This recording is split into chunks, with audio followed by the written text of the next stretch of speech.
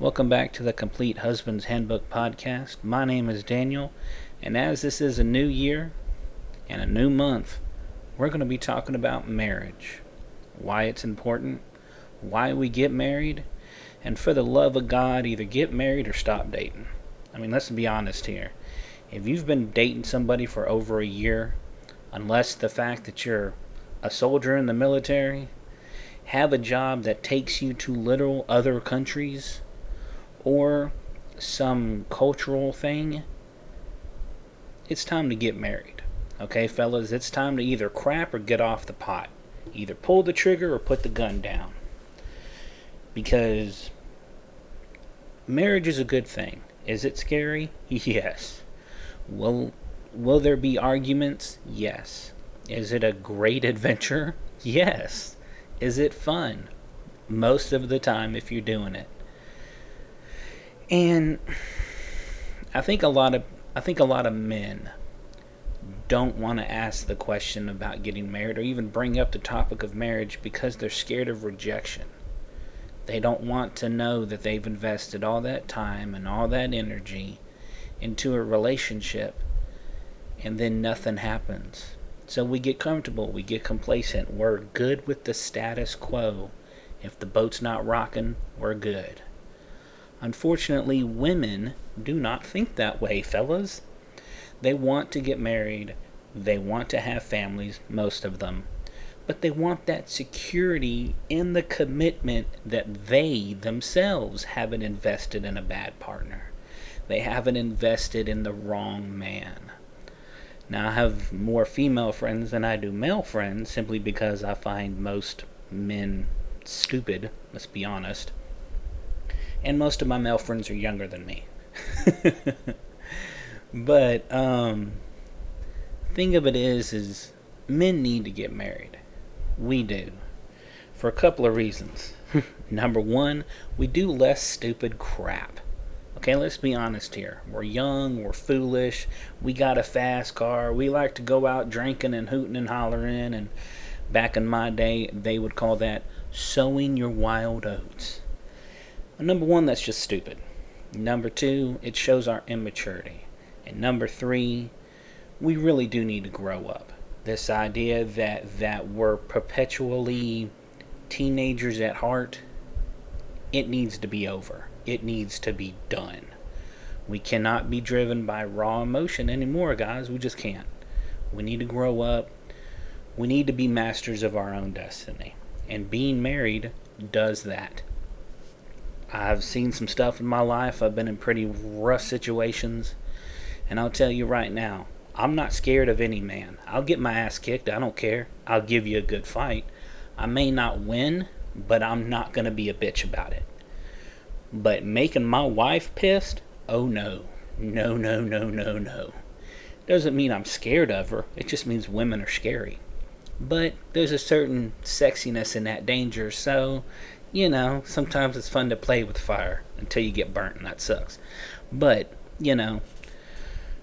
it keeps us alive. It keeps us, number one, from doing stupid crap. But more importantly, number two, it gives us a reason to do what we need to be doing. To be better men. We now have a quest. We have a principle. We have a goal to fight for. We can put up with the shit at work because we know we can come home. There's our wife. She loves us. And we're fighting for her. We're fighting to make sure she has clothes, food, roof over the head. That's what we're fighting for. At the end of the day, when our daily battle is over, we can come home and see the reason for us putting up with all that crap. And it warms our heart because we know we're fighting for something good, something honest. And it allows us more emotional support. We have somebody to talk to. We have someone who we can lean on in our times of vulnerability. I hate using the word weakness. Being emotional at times, showing your wife that, hey, I've hit my wit's end at this point. I'm tired, I'm spent, I'm done. There have been times when I've come home from work and my wife will just look at me and go, "What happened?" Not blaming me for something, but telling me she can see something's wrong. She can tell something happened. And she's willing to sit down with me and let me air it out. As much dog cussing, even though I'm trying to quit cussing, as much dog cussing as I need to express myself the only way I know how. Because she knows if I don't talk about it, if I don't express it, if I don't work through it, then it'll keep bubbling up and it'll become cancerous and it'll ruin not only me, but it'll ruin her as well. And I don't want to do that. So I come home and almost every shift there's another story. Someone did this or that. Sometimes they're good stories, sometimes they're not so good stories. And she's entertained by most of them, I hope. But it helps me deal with the day. It helps me be able to go to bed, sleep, wake up, and do it all over again, because I know that not only do I have someone worth fighting for, I have a partner that's side by side with me, doing what she can do to help me, understanding that I'm doing what I can to help her. And that's what marriage is. No marriage is perfect. Every marriage is unique. But the marriage I have works for me, and it works for my wife, and we build each other up. And like I've said, it's given us a sense of purpose. It lets us fight the good fight. It lets us want more. Well, not necessarily more, but want better. We seek for better things in life. Better employment. Better retirement, better knowledge, better skill sets, better ways to improve us physically, mentally, emotionally, spiritually, occupationally. We want to look back on our life with our love and go, we built that.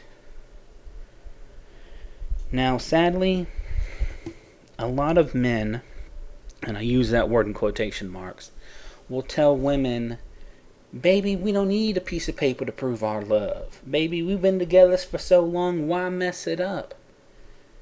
Well, there are some legal things or some legal protections that come into play the moment you get married. Now, some of these are activated through common law marriage, but there's no guarantee. The first one is inheritance. If something were to happen to you, would your wife or girlfriend or whoever you're with, would they be protected? Could they inherit the house? If you're not married, they could, but they'd have to pay a tax on it.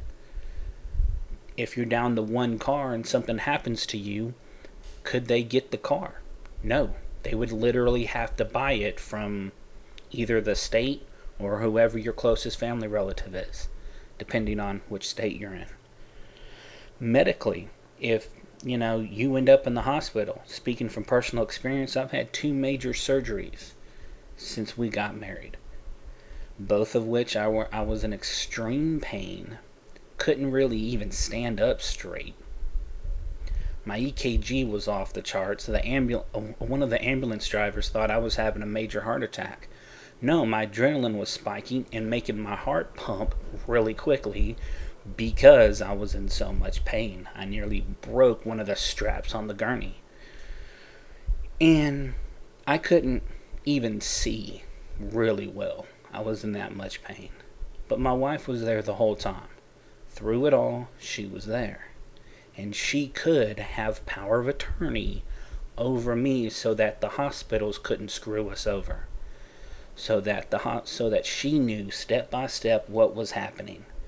And she could answer the questions. She could write down, sign out the forms and everything. Luckily, we were at a hospital that had a charity. And so she was able to sign that paperwork. And she was able to really take care of all the business side of it, all the financial side of it, all the medical side of it. Because I couldn't do it. No joke, guys. They gave me some stuff that got me so high I could look up at a light and taste cotton candy in my mouth. Don't want to do that again. I was not in control of any of my faculties. And it was scary. It was really just probably the worst situation I've ever been in. And I could see the fear on my wife's face because she didn't know what was going on. I didn't know what was going on either, but I was on pain pills or pain meds. I didn't care, or a part of me didn't. But she was able to take control of this situation, have power of attorney, and handle all of that respectively, which I'll be able to do if anything were to happen to her, or when we have kids. I can handle all of that on my side of it, so that she can handle with healing and taking care of the baby, and bonding with our future child. Now, another thing that's never really brought up, especially when it comes to the hospitals, is hospitals can, by law, kick people out after visitors hours. There's only one exception to that, and that is the spouse. Not the mom, not the dad, not the kids, not the siblings, just the spouse. I remember a couple of years back reading in a couple of the states where same-sex couples were running into that issue.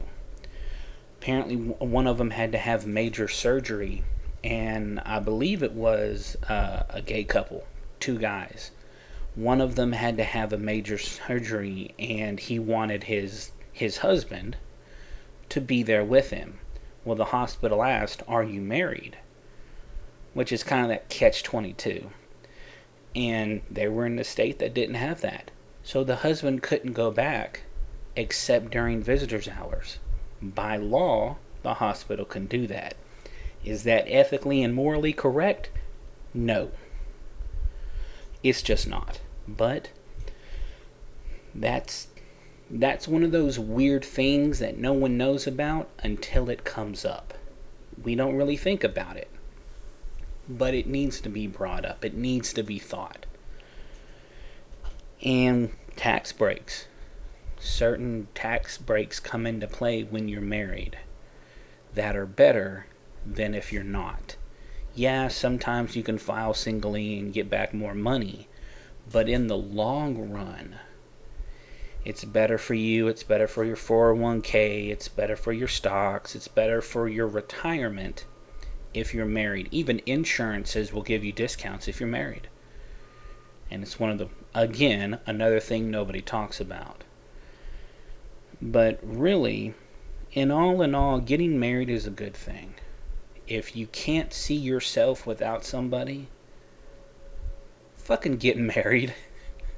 I mean, I have friends of mine who are dating people, and they're both great people. And they set this goal, oh, when this happens, we'll get married. Or when that happens, this will get married.